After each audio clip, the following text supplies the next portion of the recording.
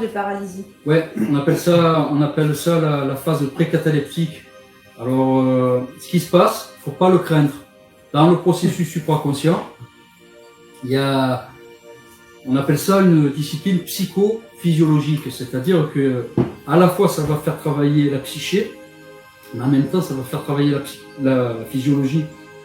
C'est-à-dire que il y a des choses qui vont se passer dans le corps en même temps que l'activité neuroélectrique descend, c'est-à-dire que le rythme cardiaque va descendre, la respiration va se faire plus lente, il y a tout un tas de petits réglages qui vont se faire dans le corps, et puis à un certain moment du processus, avant de rentrer en phase d'accélération luminique, il y a un stade pré-cataleptique, c'est-à-dire il y a une rigidification du corps. À partir de là, ça ne dure pas, puisqu'à un moment donné, cette rigidification elle commence à s'évanouir. Et puis quand vous rentrez dans l'anstase mystique à proprement parler, là vous êtes vraiment détendu et serein, et vous ne ressentez plus cette contraction. Il ne faut pas la craindre. Cette apnée qui va survenir, parce que vous allez descendre à une respiration minute, et à un moment donné, il y a la précatalepsie, puis ensuite il y a l'état cataleptique qui arrive, alors vous êtes rigide de tout le corps, hein.